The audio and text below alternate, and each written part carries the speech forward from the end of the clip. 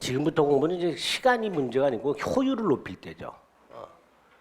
지금 뭐 책상에 오래 앉아 있어봐야 머리에 잘 들어오지도 않고요. 집중력도 떨어질 때. 그러니까 막 하루에 막 10시간 공부했어. 그거 자랑할 게 아니에요. 10시간 멍하니 있었다는 말하고 똑같아요. 그렇잖아요. 그죠? 그러니까 볼 때 집중해서 보는 게 중요합니다. 단 10분을 보더라도 집중해서 보는 그런 훈련을 자꾸 하셔야 돼요. 그게 이제 나중에 시험장 가서도 문제 하나하나를 집중해서 풀 수 있는 원동력이 됩니다. 그 기초가 되는 거예요. 그러니까 공부할 때 딴 생각하지 마시고 내가 보는 것만 집중해서 보는 훈련을 자꾸 하셔야 돼요. 하다 보면 사람이 또 멍해서 이렇게 혼이 나가잖아요. 그죠? 내가 지금 뭘 보고 있는지도 몰라. 그냥 뭐 페이지는 나가고 있는데 나중에 보면 뭘 봤는지도 모르고 말이죠. 책상에는 막 1시간, 2시간 앉아 있었던 것 같은데 그래서 진도는 나간 것 같은데 뭘 나갔나 보면 내가 이걸 봤나 싶기도 하고 멍한 상태예요. 지금 거의 공부하시는 분들이. 그때 의도적으로라도 자꾸 집중하자 이렇게 본인을 마음을 다잡으셔야 됩니다. 저도 공부해봐서 알아요. 얼마나 힘든지 집중하기가. 30분 집중하기가 얼마나 힘든데. 그죠? 눈도 아프고 허리도 아프고 머리는 터질 것 같고 들어오지는 않고 머리에 막 거의 보면 이제 구겨 넣는다는 아마 느낌이 들 거예요. 책을 볼 때 보면. 맞아요. 구겨 넣는 거예요. 지금은 방법이 다른 방법이 없기 때문에 그냥 구겨 넣는다, 우겨 넣는다 생각하시고 집중을 계속 해주셔야 됩니다. 그 집중을 시간을 자꾸 늘리셔야 돼요. 집중하는 시간을. 저도 이제 옛날에 시험 볼 때 보면 한 20분 정도 지나면 한 문제를 계속 보고 있어요. 제가 읽고 또 읽고 있는데 그걸 읽고 있는 게 아니라 딴 생각하고 있는 거예요. 머릿속으로 생각이 없거나 집중력이 팍 떨어진 상태가 오게 됩니다. 공부 시험을 보다 보면 특히 뭐 100분을 보다 보면 한 2, 30분 지나면 집중력이 현저히 떨어져요. 그런 걸 미리 좀 이렇게 자꾸 의식적으로 훈련하셔야 됩니다. 8번 보겠습니다. 계약갱신 요구권. 주택임대차는 6개월 전부터 2달 전까지죠. 갱신 요구할 수 있고 정당한 사유 없이 거절을 못하죠. 2번 임차인이 3기 차임에 연착하게 되면 계약갱신 요구를 거절할 수 있다.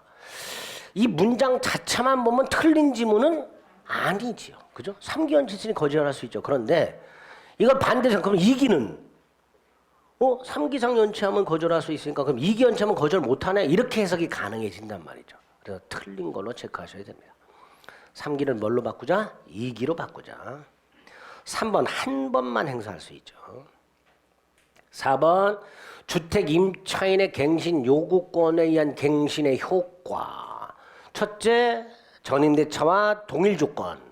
두 번째, 차임이 보증금은 20분의 1 범위에서 증감. 세 번째, 기간은 2년. 그리고 임차인만 해지 가능. 그렇게 기억을 하셔야 됩니다. 5번 갱신 요건에 갱신된 경우 차임이 보증금은 20분의 1 범위 내에서 증감할 수 있죠. 9번 1번 임차인이 확정 판결에 따라서 경매를 신청할 때 반대 의무 이행제공은 집행개시 요건이 아니다. 집을 비우지 않고도 경매 신청할 수 있다. 2번 소액사건 심판법 규정이 준용이 되고 3번 임차인은 주택이 존속기간 중에 제3자에서 경매가 되었을 때 존속기간 만료 전에는 우선 변제를 받을 수가 없다. 아니죠. 존속기간 만료 전에도 배당을 요구함으로써 계약을 해지하고 우선 변제 받을 수 있다가 되죠. 3번 대항요건과 확정일자를 받으면 후순위 권리자보다 우선 변제권이 있고요. 5번 임차권은 주택이 경락이 되면 소멸하지만 대항력을 갖춘 누구에 대해서? 경락인에 대해서 보증금이 전액 변제되지 아니한 임차권 소멸하지 않는다. 이렇게 되겠죠. 야, 저기서 보증금이 전액 변제되지 않았다는 게 어떤 의미일까요? 두 가지예요. 하나는 배당 요구 자체를 아예 안 했어요. 경락인에게 대항력이 있으니까 배당 요구하지 않고 경락인에게 대항하는 경우를 선택한 경우 그럼 당연히 한 푼도 안 받았겠죠. 또 하나는 배당을 요구했어요. 다 못 받았어요. 근데 아까 뭐라 그랬죠? 임대차는 보증금을 돌려받을 때까지 존속하는 것으로 본다 그랬죠. 그러니까 배당을 요구해서 계약은 해지가 됐고 그런데 보증금은 다 못 받았어. 받을 때까지 존속하는 걸로 보니까 나머지 보증금에서 경락인에게 대항할 수 있게 되는 거죠. 그죠? 두 가지가 있을 수 있다. 10번 보증금 중 일정액 최우선 변제권을 말하는 거죠. 1. 최우선 변제 받으려면 이렇게 나온다니까. 두 번째죠. 주택 매각전이라고 돼 있죠. 틀렸죠. 매각전이 아니라 뭐였죠? 경매 신청 등기 전이죠. 경매 신청 등기 전. 2번은 최우선 변제 받는 금액은 주택가액에 얼마를 초과 못해요? 2분의 1이죠. 2분의 1. 3번은 수도권 과밀억제 권역이죠. 두 번째 기준이죠. 자, 밑에 표가 있어요. 지금 안 해오셨을 테니까 1억 4,500만 원 중에서 4,800만 원까지 최우선 변제를 받게 됩니다. 4번 하나의 주택에 임차인이 2명 이상이라면 이들의 보증금을 합산하나요? 뭐가 좀 빠졌죠. 뭐가 빠졌어요? 가정 공동생활하는 경우죠. 그죠?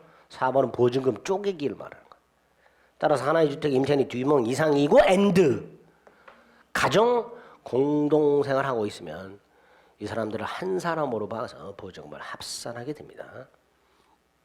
4번이 틀렸죠. 4번도 틀렸네요. 옳은 거 고르라고 돼 있군요.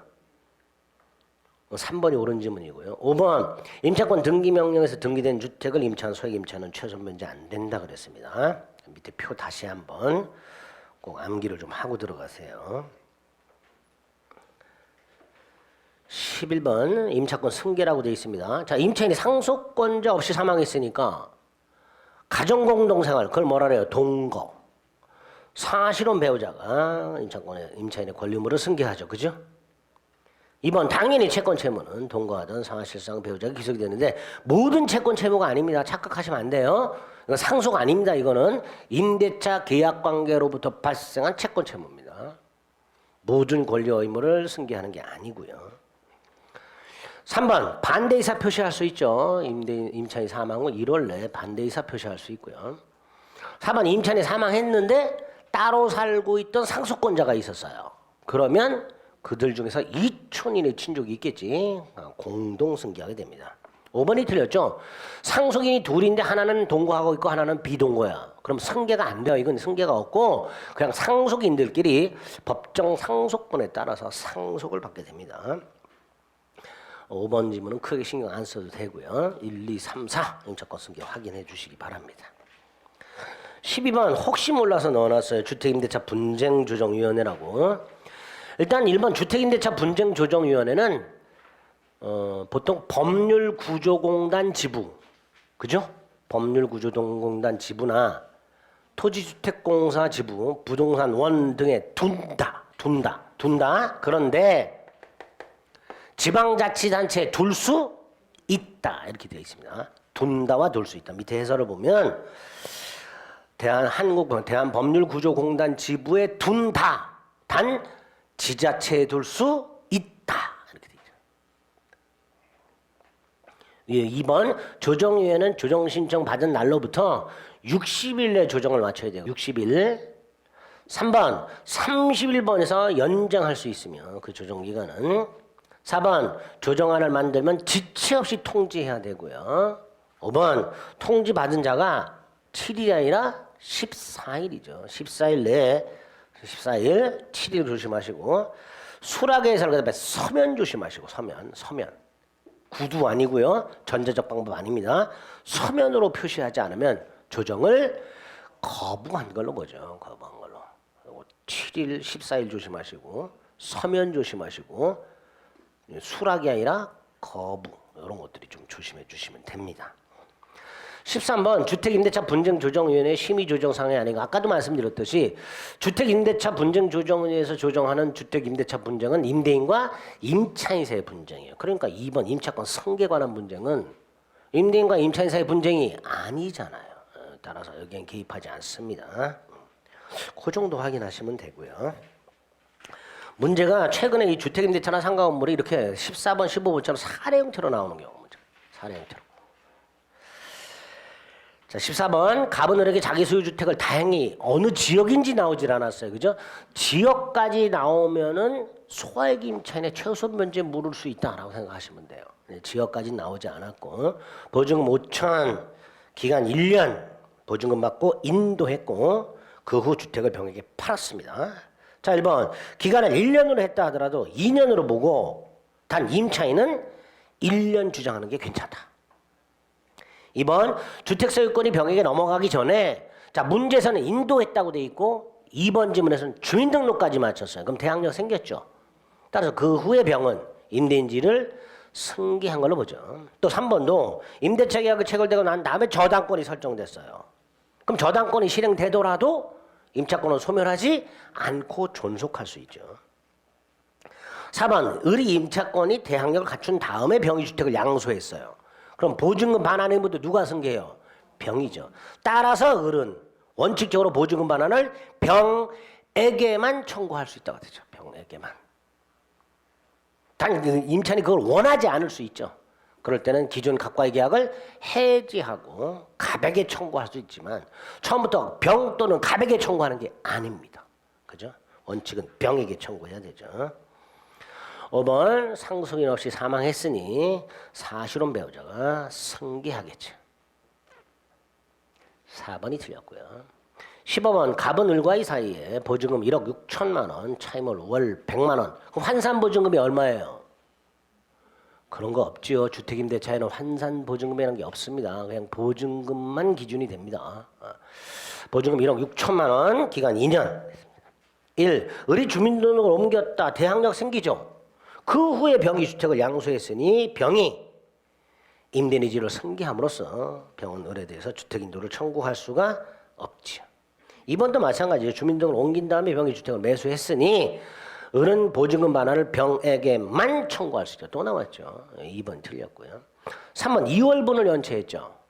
근데 아까 매월 주기로 했죠. 그럼 2월분 연체는 뭐가 되는 거예요? 2기 연체가 되는 거죠. 그죠? 그렇게 연결하죠. 2기 연체가 됐어요. 연속 2기가 아니더라도 뭐 할 수 있다? 해지할 수 있죠. 4번 계약 체결 전 저당권. 계약 체결 전 저당권이니까 선순위 저당권이죠. 그럼 경매됐어요. 그럼 임차권을 소멸하지요. 그리고 을은 정 변제받고 을이 변제받겠죠. 그죠? 순서가 단 여기가 만약에 문제에서 지역이 서울이라고 나왔대요.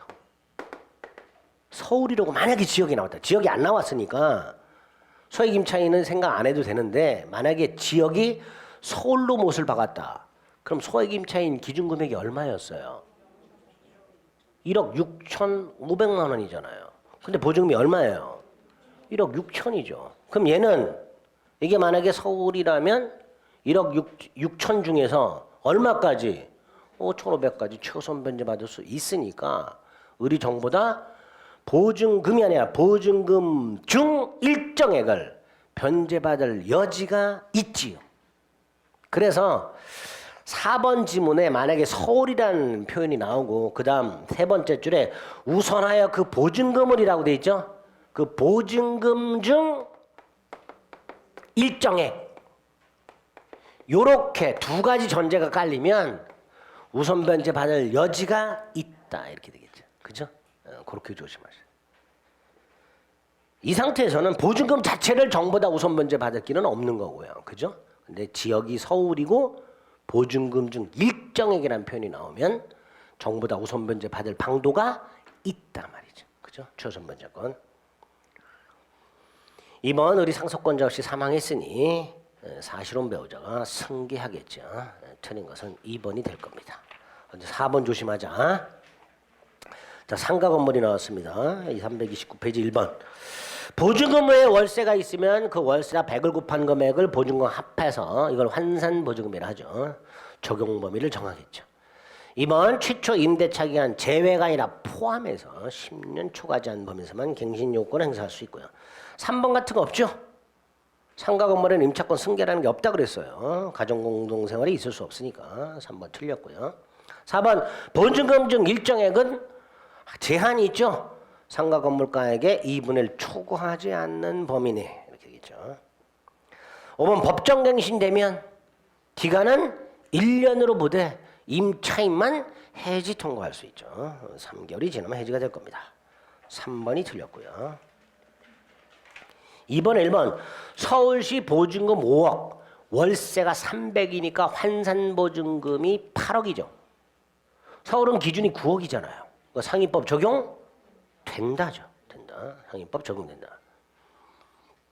2번 임대인이 기간 만료 전 6월부터 1월까지 사이에 통지하지 아니한 경우 전임대차와 동일 조건으로 임대차한 걸로 보며 존속기간은 1년으로 본다라고 해야죠. 1년으로 본다.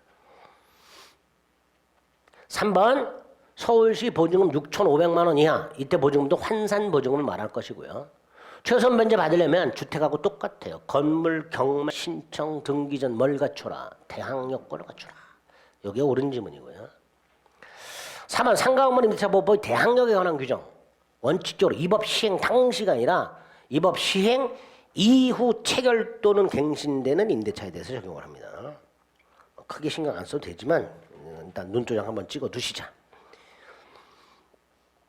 5번 보증금을 월세로 바꿀 때 연 1할 2푼이죠. 1할 2푼 또는 기준금리 곱하기 4.5배죠. 1할이 아니라 1할 2푼이죠. 옳은 것 3번. 3번은 기업, 인도와 사업자 등록을 신청하면 다음날 대항력이 생기고 니은 대항력권 플러스 확정일자를 받으면 우선 변제권 인정되고 디귿 최소한 몇 년 보장되죠? 1년이죠. 10년 아닙니다. 10년은 갱신 요구권에서 확보할 수 있는 게 10년이고요. 최소 보장이 1년입니다. 최소 보장이. 차임 증감 청구 6개월 단위로 할 수 있나요? 조심하셔야 돼요. 증액 1년 단위예요. 그죠? 감액 없어요. 이거는. 예? 증감 청구 1년 아닙니다. 증액만 1년이에요. 제한이. 감액은 그런 제한 없습니다.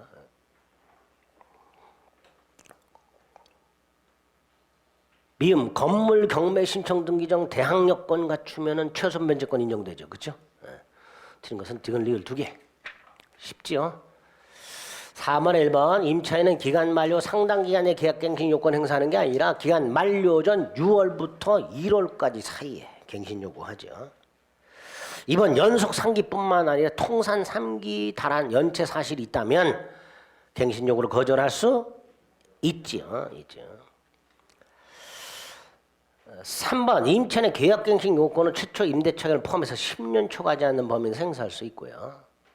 4번 임대인 동의받아 전대차 계약을 취한 전차인은 직접 임대인에게 갱신 요건 행사하는 게 아니죠. 전차인은요 임대인하고 계약을 한 적이 없어요. 갱신 요구라는 게 있을 수 없습니다. 그러니까 임차인의 갱신 요건을 대위 행사하도록 규정하고 있는 거죠. 5번 갱신되는 임대차는 전임대차하고 동일하죠. 단 차임 및 보증금은 100분의 5 범위 내에서 증감할 수 있고요. 기간은 정함이 없죠. 뭐가 정함이 없어요? 똑같이 기존 전임대차 동일하죠. 예? 기간은 1년으로 본다 그러면 큰일 나요. 그건 주택임대차예요. 다시 한번 주택임대차 계약갱신 요건에선 갱신 전임대차와 동일 차임 및 보증금 20분의 1 범위 내 증감 기간 2년 상위법 갱신 요건 전임대차와 동일 100분의 5 범위 내에서 증감 끝 기간은 전임대차와 동일 1년으로 본다 그러면 안 됩니다. 상가건물은 5번 임차인의 갱신 요구에 대해서 거절할 수 있는 사유가 아닌 것이라고 돼 있죠. 자, 동그라미 1번은 포인트가 뭐예요? 고의 또는 중대한 과실이죠.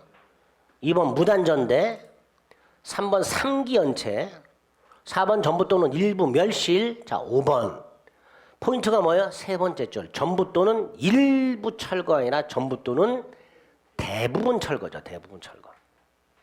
이런 데서 살짝 튼단 말이에요. 이런 데서. 이렇게 나오면 어디가 트는지 찾아내기가 쉽지가 않아요. 그러니까 포인트가 어딘지 쫙 집어갖고 머릿속에 반드시 암기해 두면 쉽게 찾을 수 있습니다. 6번 주민등록과 마찬가지로 사업자 등록도 존속요건이고요. 특히 우선변제권 관해서는 어디까지 존속하고 있어야 된다? 배당 요구 종기까지 존속하고 있어야 돼요. 우선변제 받으려면 언제까지? 배당 요구 종기까지 존속하고 있어야 됩니다. 니은 판례죠. 도금 작업 플러스 컨테이너 박스에서 영업활동 상가 건물에 해당한다. 디귿 예전에 이렇게 한번 출제가 됐었죠. 야비하게. 어디가 틀렸을까요? 첫 번째 줄 끝에 있는 제외가 틀렸죠. 제외가 아니라 포함이죠. 포함. 시사가 이렇게 있는 적이 있었고요.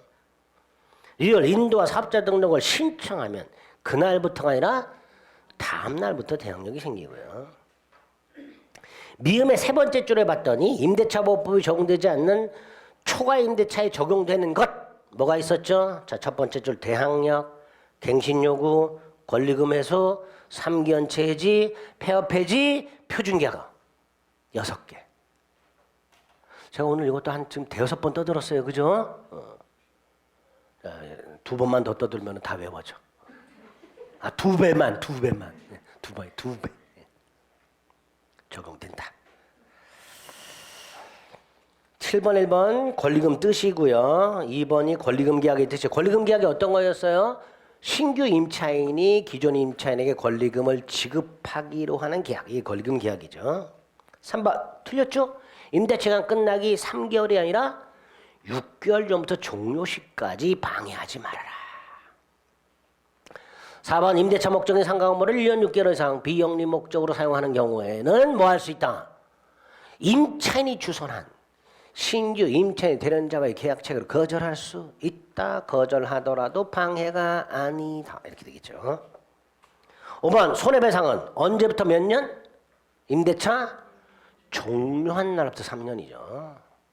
그때까지 행사하지 않으면 시효가 완성돼서 소멸합니다. 그래서 이 3년은요. 제척기간이 아니라 소멸시효 기간으로 해석합니다. 시효 완성으로 소멸한다라고 되어 있기 때문에 소멸시효 기간으로 봐야 될 겁니다. 친구 3번.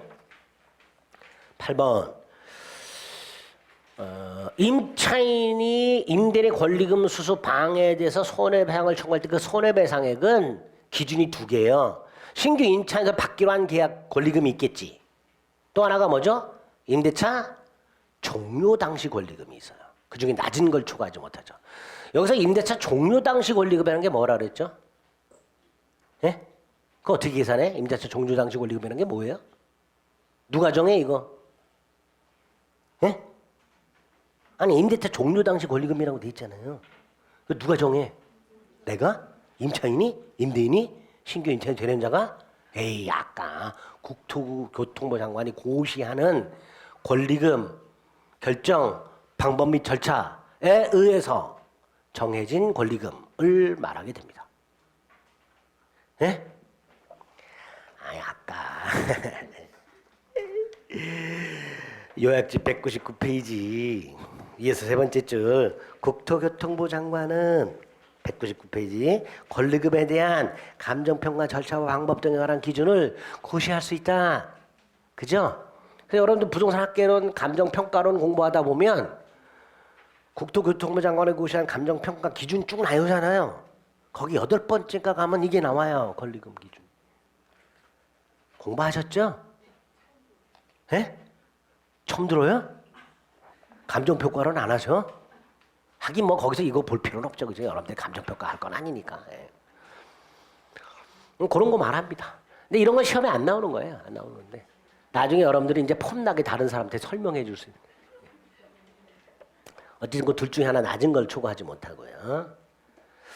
이번 국토교통부 장관은 권리금 계약 체결하기 위한 표준 권리금 계약서의 작성 및 권장 주체가 누구죠? 국토교통부 장관이죠. 법무부 장관과 협의한다 그랬고요. 3번 국토교통부 장관은 권리금에 대한 감정평가 절차 방법에 관한 기준을 고시할 수 있도록 돼 있고요. 4번은 두 번째 줄 상가건물 임대차 표준계약서잖아요. 이건 계약 체결과 관련된 거잖아. 그러니까 이건 누가 기준이 돼야 돼? 법무부 장관이죠. 그죠? 법무부 장관. 5번 3기연체 해지할 수 있고요. 자, 전체적으로 9번 주임법과 비교를 해봅니다. 최단기간 제한이 동일한가요? 주임법은 2년, 상위법은 1년이죠. 다르죠. 갱신요구 행사 제한 내용이 동일한가요? 아니죠. 주임법은 1회, 상위법은 10년. 이렇게 다르죠. 월 단위 차임 전환 비율 제한이 동일한가요? 아니지. 일할 기준금리 더하기 2%가 주임이고 일할 2푼 기준금리 곱하기 4.5배가 상임이니까 다르죠. 5번 소액사건 심판법 준용 똑같죠? 똑같아요. 4번이 답이고요. 5번 최우선 면제받는 범위와 요건. 요건은 똑같아요. 건물 경매 신청 등기 전까지 대항 요건. 근데 범위가 다르죠. 그죠? 기준 금액과 최우선 면제받는 금액의 범위가 다릅니다. 다릅니다. 그렇게 비교하시면 되겠습니다. 자, 중요한 법 2개 다 끝났어요. 나머지 이제 릴렉스, 긴장을 푸신 상태에서 편안하게 한 귀로 듣고 한 귀로 듣는다라고 생각하시고 홈쇼핑 보시듯이 편안한 마음으로. 홈쇼핑 볼 때 편안하잖아요. 안 편해요? 편안한가? 아, 요새 옛날에 홈쇼핑 보는 걸 되게 좋아했었는데 요새는 안 보게 돼. 홈쇼핑 다 사기 싫은 것 같고. 여기 혹시 또 홈쇼핑에 관계자분이 있을지 모르지만 하여튼 염경환이가 그렇게 많이 번다면서요. 홈쇼핑에서 뭐 한 몇십억씩 번다면서 매일 나오죠 걔. 대단해. 길을 잘 잡았어. 개그맨으로 성공 못하더니. 또 누가 있지? 안 파는 사람이? 몇 명 있다 그러던데. 저도 그거 해볼까요? 아무도 안 살 거야. 그죠? 윽박질러 맨날 사.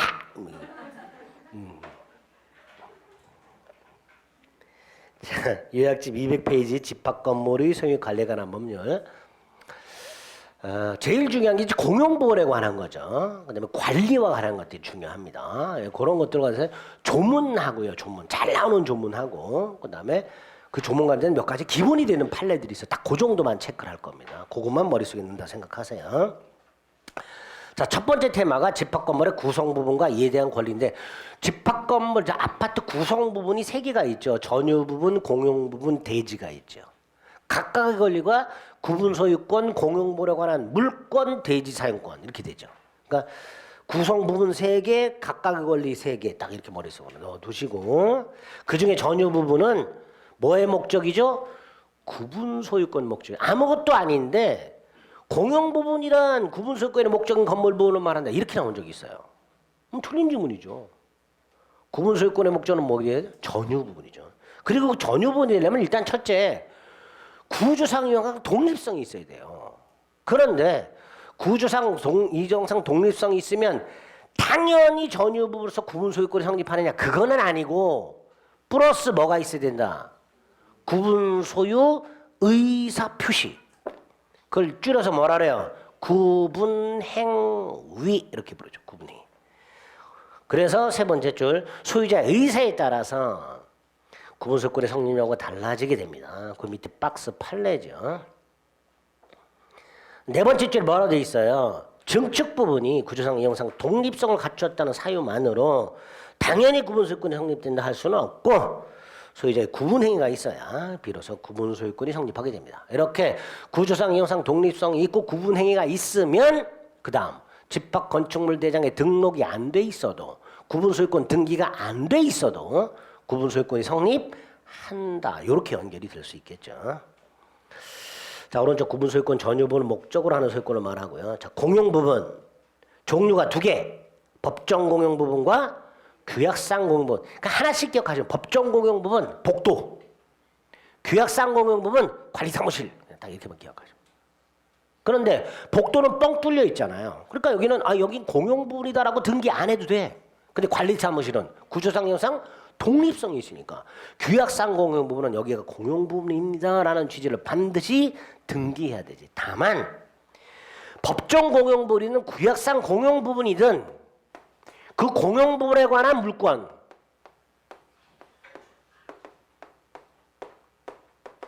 구분소유권과는 별개의 권리잖아요. 그죠?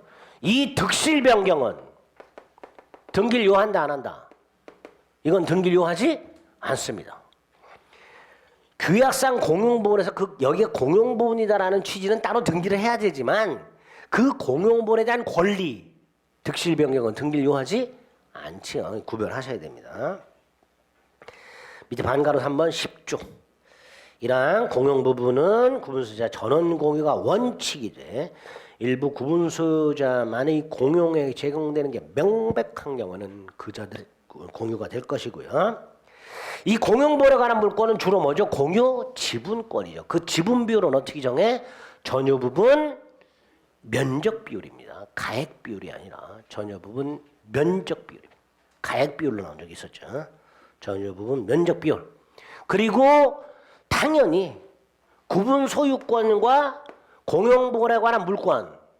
객체로 따지면 전유 부분과 공용 부분은 절대적 일체성이 있죠. 즉 분리처분 못하고요. 규약으로 달리 정할 수도 없습니다. 절대적 일체성이 있죠.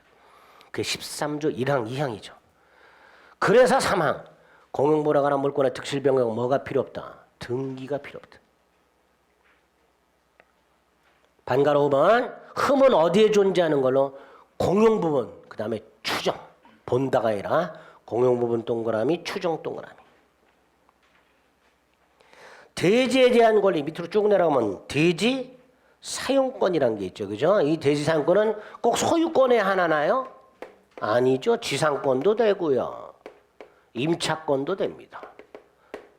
대지 사용권은 꼭 소유권에 하나지 않는다. 대지에 관한 권리를 말하고요. 당연히 전유 부분과 대지 오른쪽 메뉴에 또는 권리로 따지면 구분 소유권과 대지 사용권도 일체성이 있지. 하지만 절대적인 건 아니죠. 그래서 20조 2항에 보면 단서에 뭐라고 돼 있어요? 규약으로 달리 정한 경우에는 분리처분할 수 있지. 20조 2항의 이 단서가 왼쪽 13조 2항 단서로 가면 큰일 나요. 13조 2항엔 그런 단서가 없어요. 그래서 이런 식으로 나올 수가 있어요. 13조 2항이 규약으로 달리 정하지 않는 한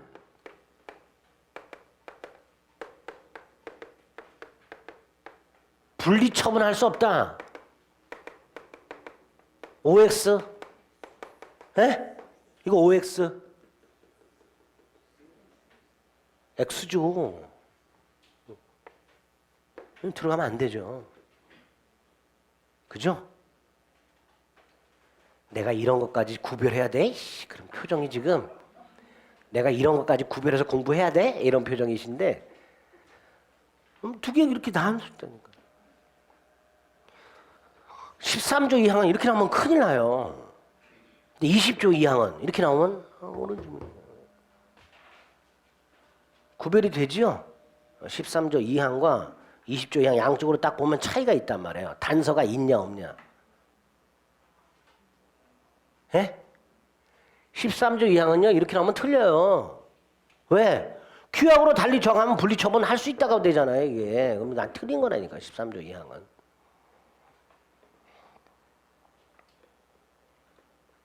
야 너무 세밀하게 보는 거 아니냐. 그런 표정으로 저를 보지 마시고 뭐 난데니까 이렇게.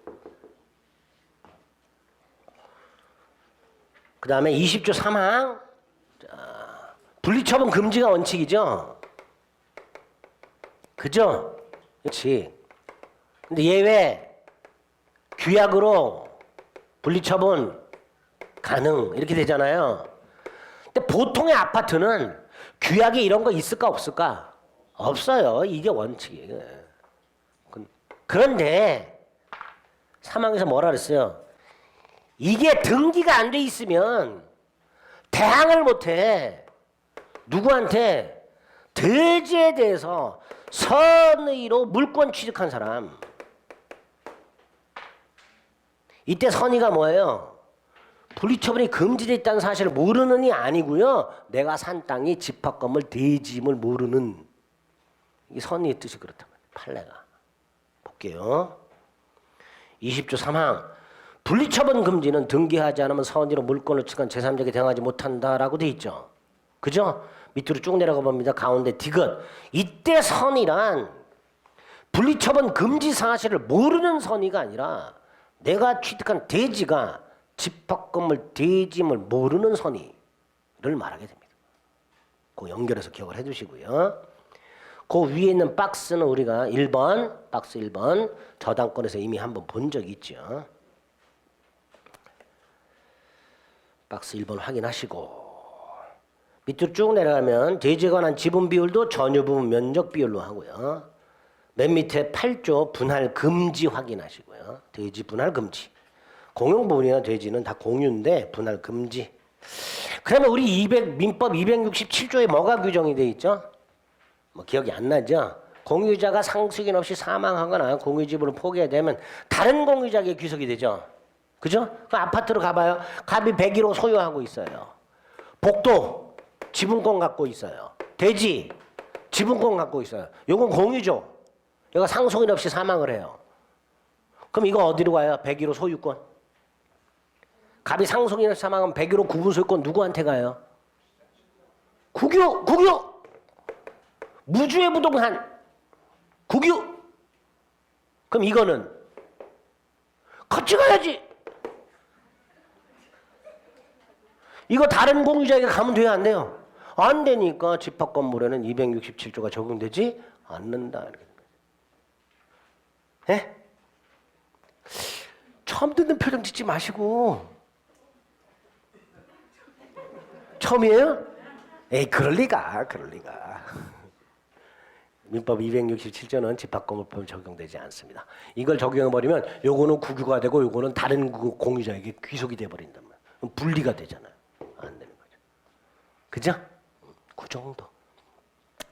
자, 204페이지 공용본에 관한 게 아주 중요하다 그랬습니다. 동그라미 1번 사용만 용도입니다. 그죠? 민법상 공유물 사용수익은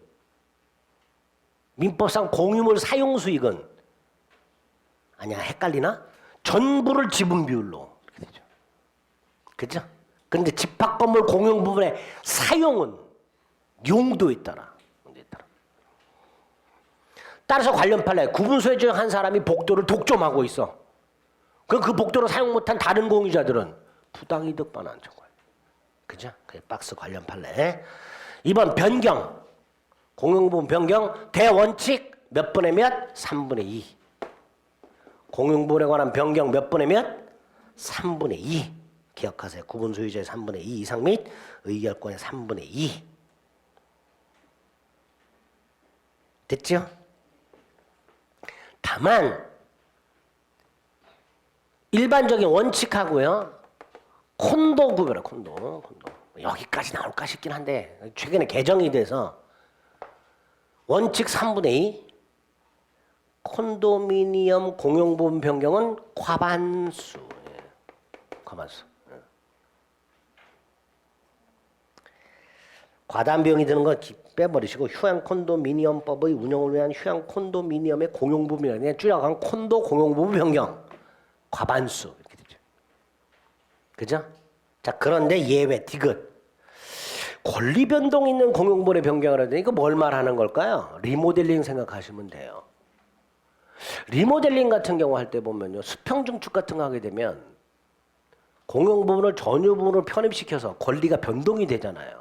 결국 뭐 구분 소유권이라든가 대지 사용권의 변동을 일으키는 공용 부분의 변경, 그러면 리모델링 생각하시면 돼요.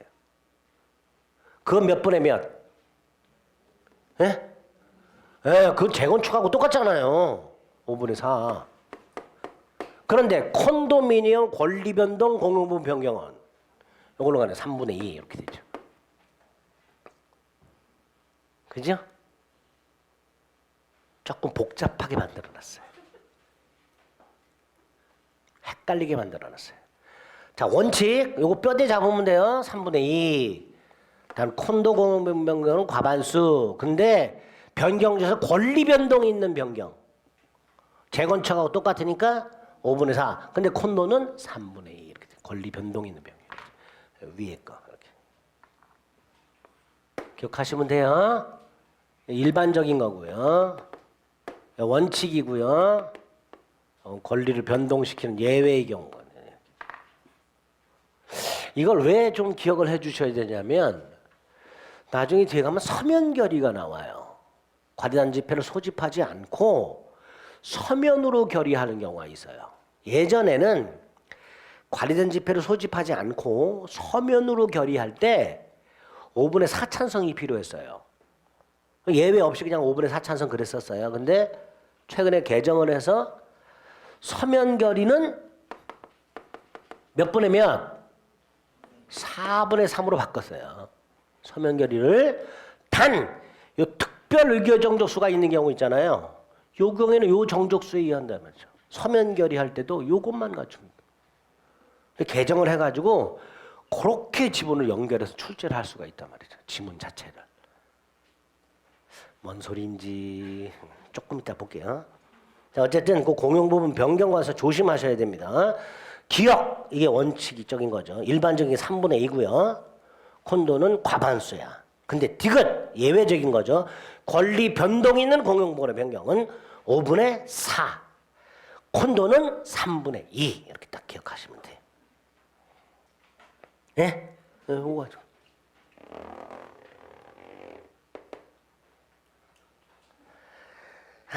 네, 그렇습니다. 3번 관리 변경 제외하고 과반수죠. 관리 과반수. 구분 소유자의 과반수 및 의결권의 과반수. 보조는 각 공유자가.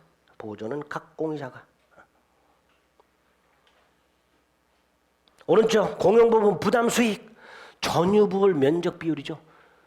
지분 비율이라고 돼 있잖아요. 전유부분 면적 비율이죠. 그 비율에 따라서 공용부분 관리비를 부담하죠. 그래서 밑에 판례 관리단 규약에 관리비 징수에 관한 내용이 없어. 그래도 관리단은 적어도 공용부분 관리비를 집합건물법 17조에 근거하여 뭐 할 수 있다? 징수할 수 있다. 적어도 공용부분 관리비는 징수할 수 있게 됩니다. 17조를 근거해서. 수선정리금 한번 읽어보시면 되고. 4번 공용보례에 관해서 발생한 채권은 새로운 집주인에게도 행사할 수 있다 없다? 있다. 특별승계인에게도 행사할 수 있다. 그래서 묶어가지고 체납관리비 갑이 관리비를 체납한 상태에서 을에게 아파트를 팔았다. 을이 갑의 체납관리비를 승계하는가 다 승계하는 게 아니라 공용부분 체납관리비만 승계. 공용부분 체납관리비만. 전유부분 체납관리비나 연체료는 승계하지 않는다. 또 하나 그럼 얘가 승계했으니 얘는 면책되냐? 아니다. 중첩적으로 승계한다. 면책이 되는 게 아니고 갑은 중첩적으로 승계하게 됩니다. 1번, 2번. 2번 같은 경우 첫 번째 줄에 중첩적으로 인수한다고 되어 있죠. 면책적으로 이렇게 바꿔주시면 틀린 점이죠. 중첩적으로 인수하게 됩니다.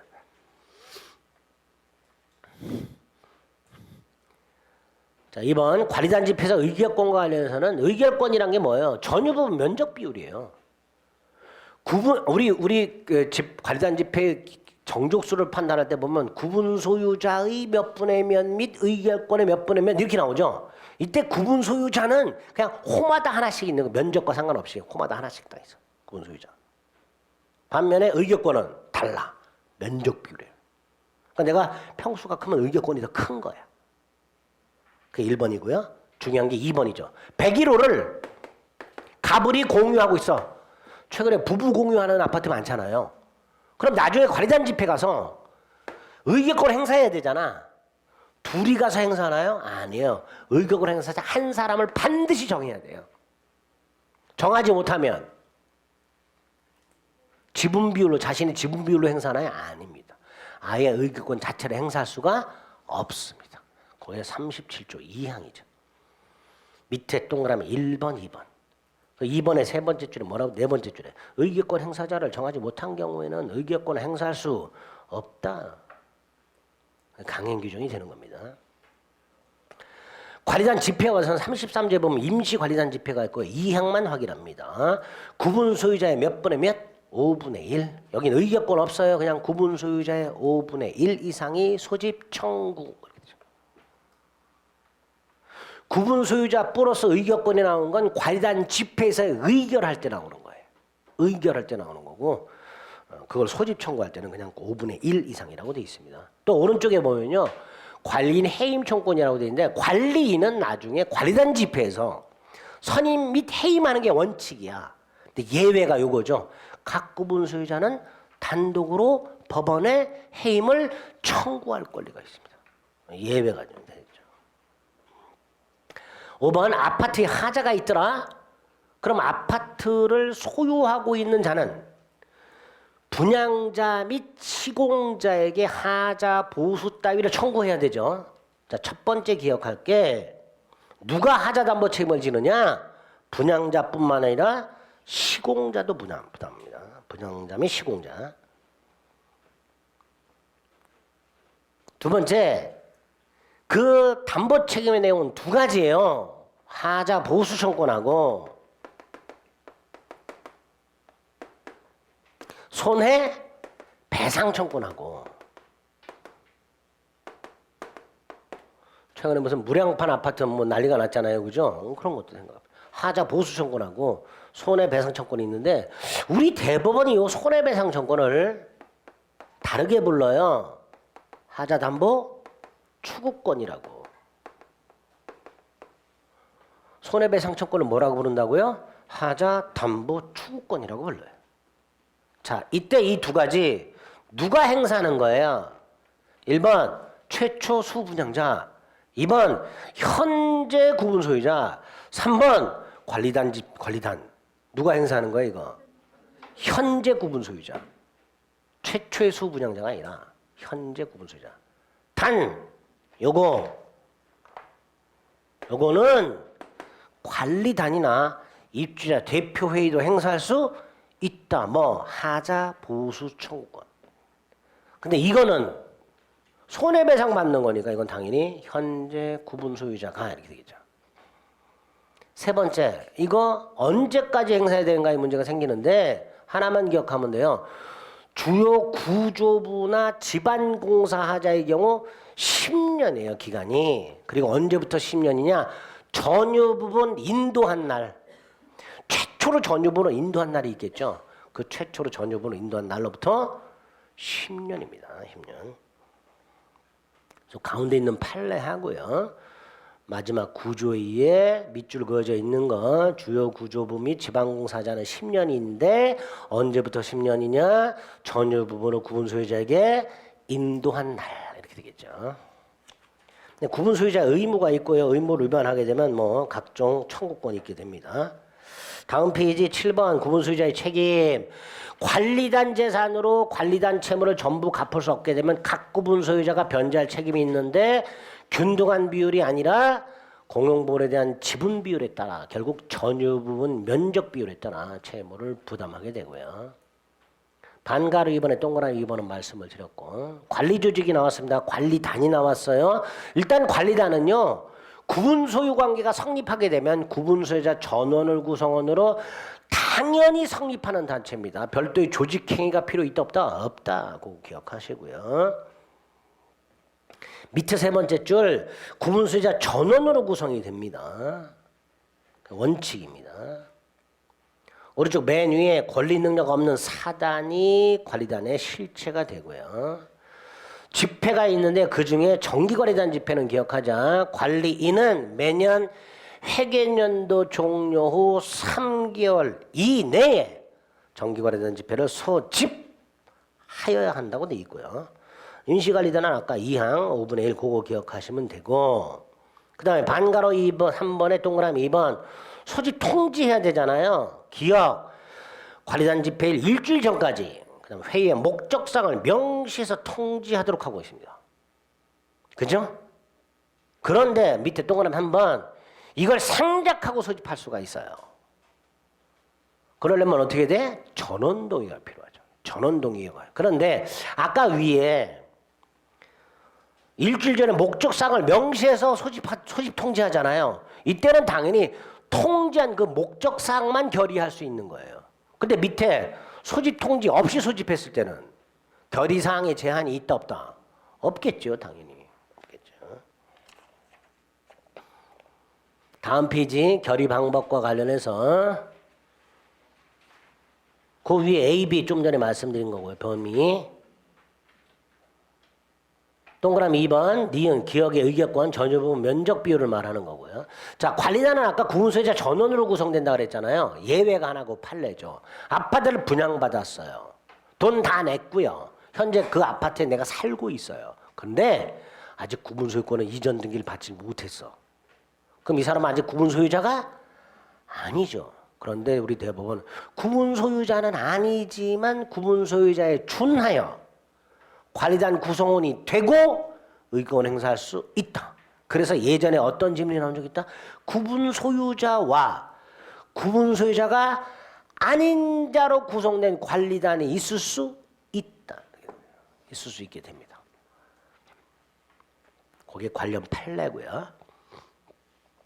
의결권은 A. 직접 행사, 서면 행사, 전자적 방법에 의한 행사, 대리인을 통한 행사 네 가지. 직접, 서면, 전자적인 공인인증서 생각하시면 돼요. 그럼 대리인 통한 행사 이렇게 되겠죠. 자, 그다음에 밑으로 쭉 내려가면 관리단 집회를 소집하지 않고 서면이나 전자적 방법에 의해서 결의하는 경우 위에 거는요 관리단 집회를 소집을 하는데 내가 그 의결권을 직접 가서 행사할 수도 있고 서면으로 행사할 수도 있고 이렇게 할 수도 있는 거고 요 밑에 있는 동그라미 3번은 아예 관리단 집회를 소집하지 않고 서면이나 전자적 방법으로 결의하는 경우예요. 이때는 어떤 의결 사항이든 몇 분이면 4분의 3 찬성이 필요하다. 5분의 4에서 아까 받겠다 그랬어요. 4분의 3으로 밑에 동그라미 한번 이 법 또는 규약에 따라 관련 집회에서 결의해야 할 것을 정했는데 모여서 결의해야 돼. 그 원칙이 과반수일 거 아니에요. 어쩌고저쩌고 돼 있잖아. 그러면 그런 사항도 몇 분이면 4분의 3. 근데 밑에 다음 각호의 경우에 따로 의결 정력서를 만들어 놨다면 그 의결 정력서에 따라서 결의하면 된다. 그게 오른쪽 1. 콘도미니엄 공용부분 변경이잖아요. 이거 아까 몇 분이 몇이었어요? 과반수. 그럼 서면 결의할 때도 과반수로 충분하단 말이죠. 그죠? 이유가 뭐예요? 권리 변동을 일으키는 공용부분 변경. 재건축 결의 몇 분의 몇? 5분의 4. 또 5분의 4 찬성이 필요하다는 거예요. 서면 결의할 때. 3은 뭐예요? 권리 변동 있는 공용부분 변경. 어디? 콘도. 몇 분의 몇? 3분의 2. 서면 결의할 때도 이게 필요한 이거. 관리단 집회를 소집하지 않고 서면 결의할 때는 4분의 3 찬성이 필요한데 단 요런 경우에는 여기에 따른단 말이죠. 1호, 2호, 3호 확인하시면 되겠습니다. 밑에 반가로 5번에 동그라미 1번 특별 승계에게도 효력이 있고요. 결의 취소해서 결의가 마음에 안 들어. 그럼 결의한 날로부터 1년 결의 사실을 안 날부터 6개월이죠. 결의 사실 안 날부터 6개월. 간단히 기억하시고 관리인 맨 밑에 구분수저가 10인 이상일 때 선임하도록 하고 있고요. 10인 미만이면 선임 안 해도 되지요. 다음 페이지 관리인 자격에는 아무런 제한이 없어서 구분 소유자가 아닌 자도 관리인 될 수 있고요. 임기는 2년 범위 내에서 규약으로 정하고요. 해임 원칙이 관리단 집회 결의인데 니은 예외가 있었죠. 각 구분 소유자가 법원에 해임을 청구할 수 있었습니다. 관리인 권한과 의무는 신경 안 써도 되는데 맨 밑에 보면 26조가 있어요. 관리인은 매년 1회 이상 구분 소유자 및 임차인에게 사무 보고를 하라.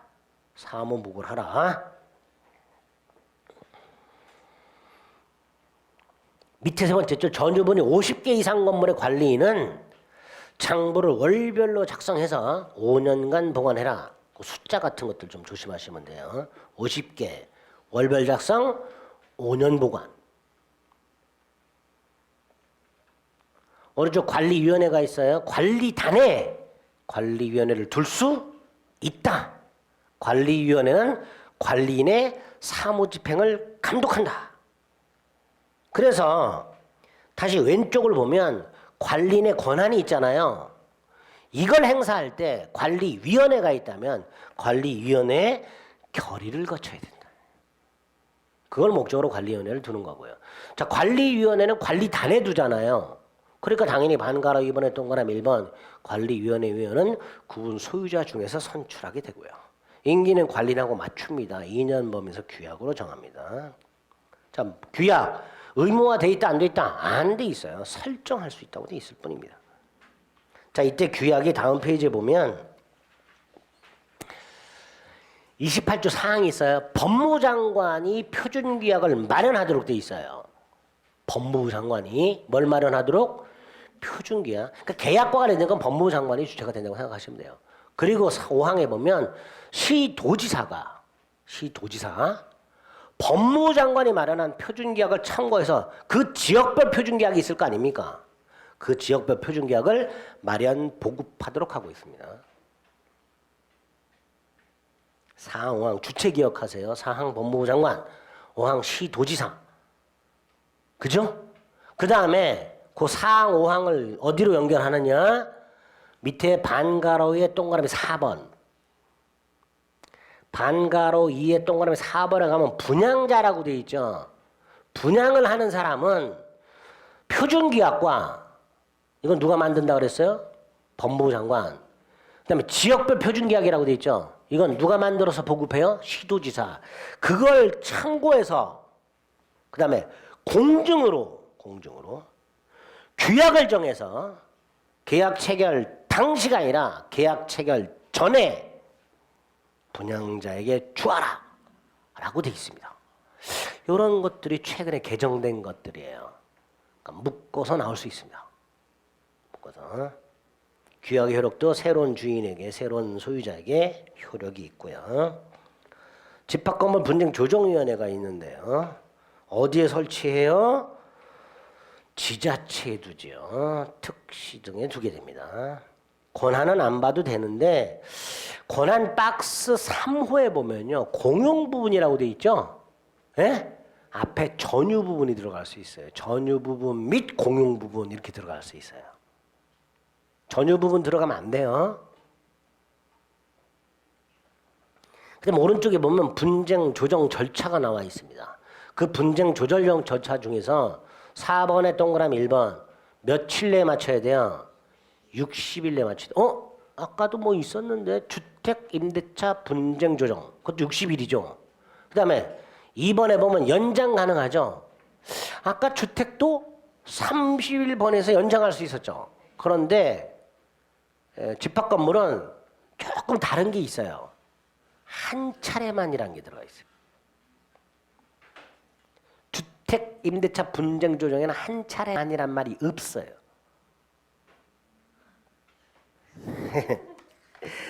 참 치사하죠. 아이 치사해 진짜. 192페이지. 어디 갔나? 주택 임대차 분쟁 상가 건물 임대차에 있었나? 비슷하게? 어디 갔어? 주택 임대차 분쟁 조정이 어디 갔어?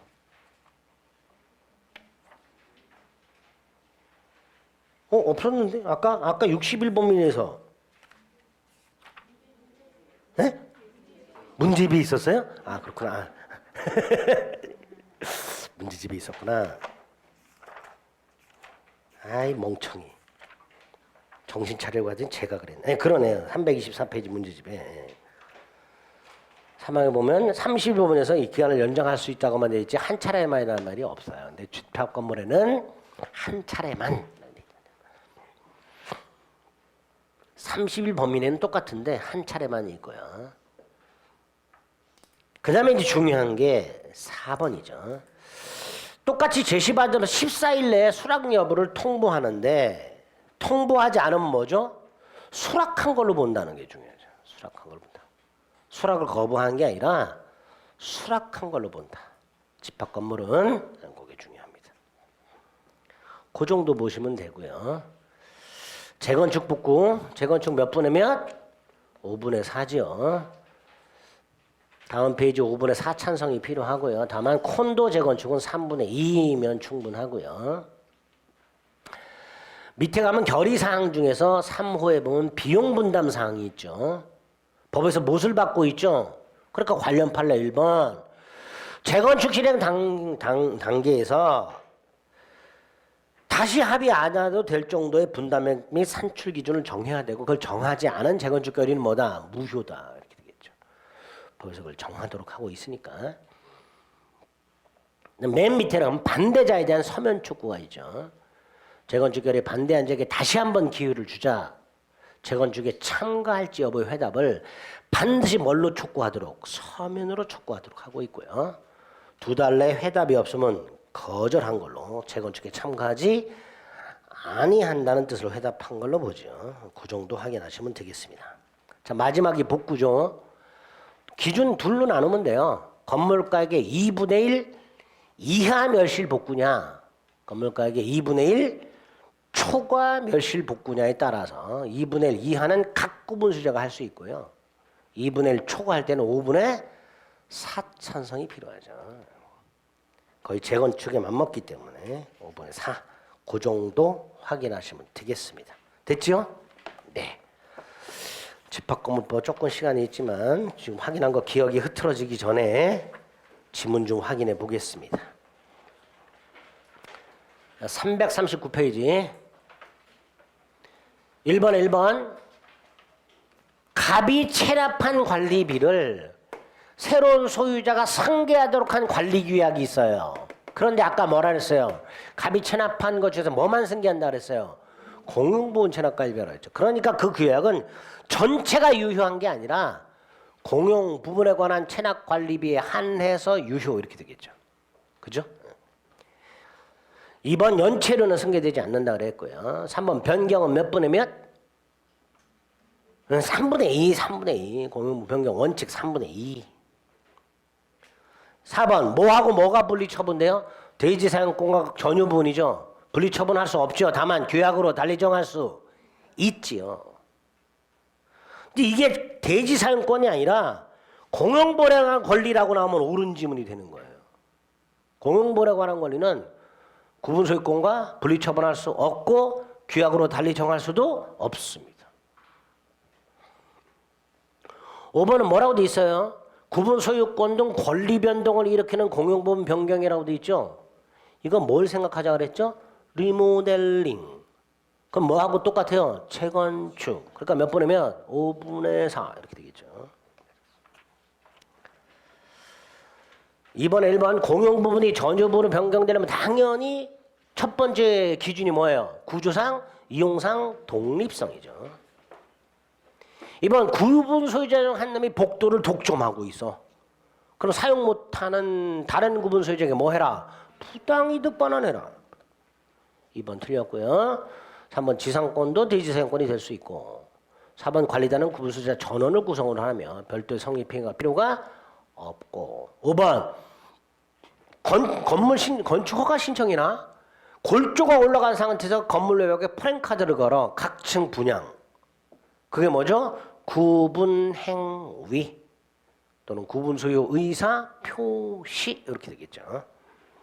인정할 수 있다. 3번에 1번 그냥 보고 넘어가세요. 전유분 보존 개량하기서 다른 구분소의 전유분의 사용 청구할 수 있고요. 2번 구조상 형상 독립성을 갖추면 구분소권의 목적이 될 수 있으며 3번 대지 사용권은 규약으로 달리 정함이 없는 한 전유분의 처벌에 따른다. 그죠? 지하실은 원칙적으로 구조상 형상 독립성이 없으니 구분소권의 목적이 될 수가 없고요. 5번 공용본에 대한 지분은 어떻게 된다고요? 전유부분 면적 비율이라고 했습니다. 면적 비율.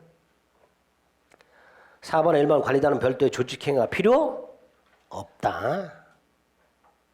2번 구분소유권을 특별 승계한 사람은 전 구분소유자가 분담하는 공용본에 관한 유지 관리 소요되는 비용 줄여서 뭐라 그래요? 줄여서 뭐라 그래 이거? 공용부분 관리비를 어떻게 승계한다고요? 중첩적으로 승계한다. 중첩적으로 인수한다. 면책적이 아니라 중첩적으로 인수한다 그랬습니다. 3번의 복도 계좌는 당연히 구분소유권의 목적이 될 수가 없고요. 4번이 아까 이거죠. 분리처분 금지가 등기되어 있지 않으면 집합건물의 대지임을 모르는 제3자에게 뭐 할 수 없다. 대항할 수 없다. 4번이고요. 5번 매년 1회 이상 구분소유자 및 점유하는 자, 즉 임차인에게 사무 보고하라. 사무 보고 의무. 5번에 1번 틀렸죠? 공용보호에 관한 물건의 득실 변경 등기를 요하지 않는다. 2번 복도는 구분소유권의 목적이 될 수가 없으며 3번 대지 분할 금지. 대지 분할 청구할 수 없다. 4번 공용부분 원칙적으로 구분소유자 전원 공유 단 일부 구분소유자의 공용에 제공되는 게 명백한 경우에는 일부 구분소유자의 공유가 될 것이고요. 5번 공동에 이게 반하는 행위를 하는 자에 대해서 그 전유분에서 경매를 명할 것을 법원에 청구할 수 있습니다. 경매를 명. 그래서 법원이 경매를 명하는 재판이 확정이 되면 그걸 집행권으로 해서 경매법원에 경매를 신청할 수 있습니다. 5번은 그냥 간단히 보고 넘어가시면 돼요. 중요한 게 1번입니다. 1번, 2번, 3번, 4번 이런 것도 중요하고요. 6번에 1번 전유 부분이 되려면 구조상 이용상 독립성이 있어야 되고 당연히 객관적 물리적으로 판단하게 됩니다. 그런데 2번 보세요. 구분소유권의 객체로서 적합한 물리적 요건을 갖추지 못한 경우 어디 생각하면 돼요? 복도 계단. 그냥 그렇게 생각하면 돼요. 그런데 독립한 건물로 등재돼 있고 구분소유권도 등기가 돼 있어. 다 무효. 다 무효죠. 따라서 거기에 기초해서 경락받았다 하더라도 무효. 경락인은 복도 계단에 대한 소유권을 취득할 수가 없겠죠. 당연히. 2번 X. 3번 구조상 이용상 독립성이 있다 하더라도 플러스 구분 소유자의 의사가 있어야 된다 그랬죠. 따라서 구분 건물로 할 것인지는 소유자 의사에 따르고요. 4번 아파트 관리규약에 체납관리비 채권 전체에 대해서 입주자지를 승계한 적이 행사할 수 되어 있다 하더라도 뭐만 유효하다. 공용 부분 체납관리비 부분만 유효하다 그랬습니다.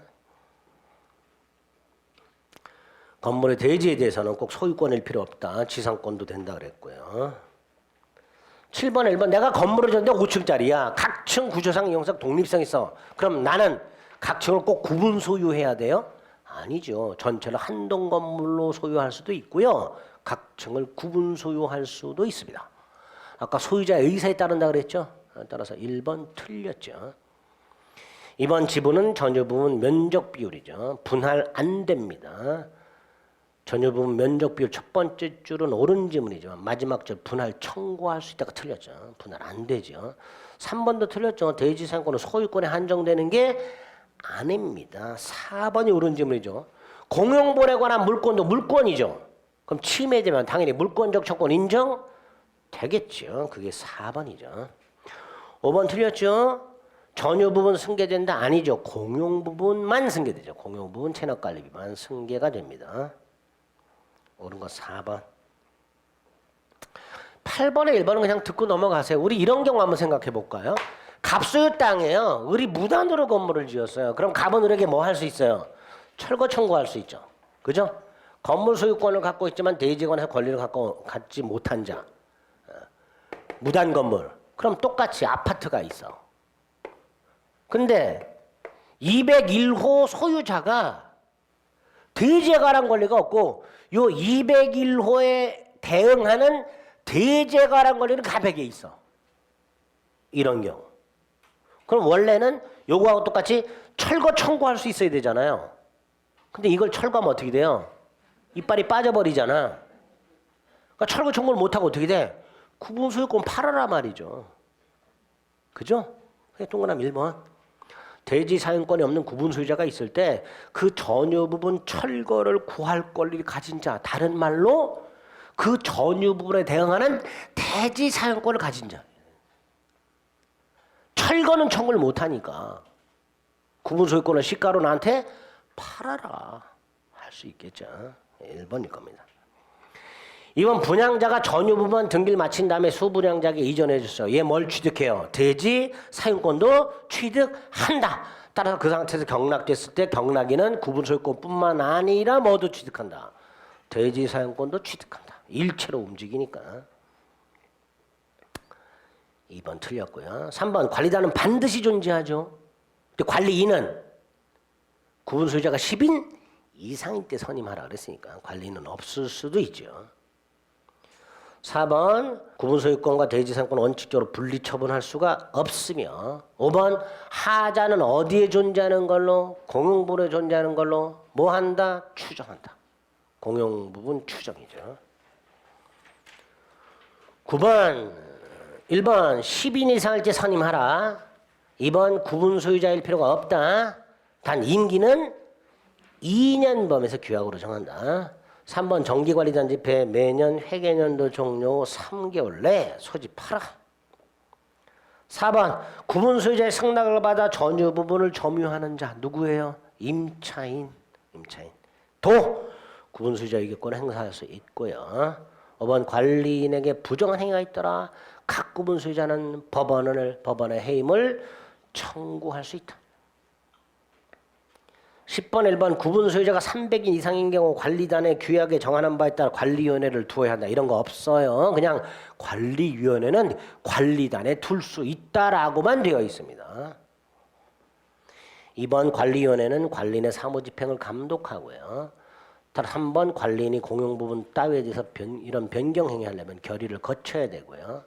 4번 위원은 구분 소유자 중에서 선출하고요. 그 다음에 임기 따위에 대해서는 관리인에 관한 규정을 준용하기 때문에 관리위원회 위원도 2년 범위에서 규약으로 정하게 됩니다. 11번 1번 집회 결의 취소해서 사실 한 날부터 얼마? 6개월. 결의한 날부터 얼마? 1년이죠. 간단히 눈도장 찍으시고요. 2번 의결권 행사자가 없으면 전유분이 후인 공유일 때 의결권 행사자를 정하지 않으면 아예 의결권 행사할 수가 없죠. 그러니까 행사자 한 명을 정하고 그 사람에게 통지하는 거예요. 서로 가려고 하거나 서로 안 가려고 해. 행사자를 정하지 못해서 그럼 통지도 못하는 거고 의결권도 행사 못하는 겁니다. 2번 틀렸고요. 3번 소집 절차 생략은 몇 분의 몇이었었죠? 전원동이죠. 몇 번의 몇이 아니라 소집 절차 생략은 전원동이었습니다. 4번은 서면으로 결의할 때 서면 결의 몇 분의 몇? 4분의 3이었죠. 서면 결의 원칙이 4분의 3이었습니다. 5번 구분 숫자 5분의 1 이상의 임시 관리단 소집을 청구할 수 있죠. 5분의 1. 12번에 1번 지자체 집합건물 분쟁 조정위원회를 두고요. 2번 뭐 이런 게 있나? 넘어가고요. 3번 7일 내 조정에 응할지를 통지하고요. 자 4번 60일 내 절차 마치도록 하고 있죠. 31번에서 한 차례만 연장할 수 있었고요. 5번 만약에 조정을 중지하고 조정을 하다가 조정을 중지했다. 그럼 그 사실을 서면으로 통보하도록 하고 있습니다. 그냥 간단히 혹시 몰라서 넣는 거니까 확인하시면 돼요. 자 오른쪽 13번 집합건물 분쟁 조정인의 심의 조정상이 아닌 거 아까 뭐 조심하자 그랬어요? 전유 부분 조심하자 그랬죠. 3번 전유 부분 보존 관리 변경에 관한 분쟁 있어요 없어요? 야 니네 집 좀 잘 좀 꾸며라. 이런 건 분쟁이 있을 수 있어요 없어요? 없잖아. 그러니까 그건 집합건물 분쟁 조정. 예? 야 니네 집 한번 슬쩍 봤더니 그지 같더라. 잘 좀 꾸며라. 이게 집합건물 분쟁이야 이게? 3번이 되겠. 제가 왜 그러냐면 예전에 관리인 사무 있었잖아요. 아까 웃을 일이 아니에요. 212페이지 보세요. 요약지.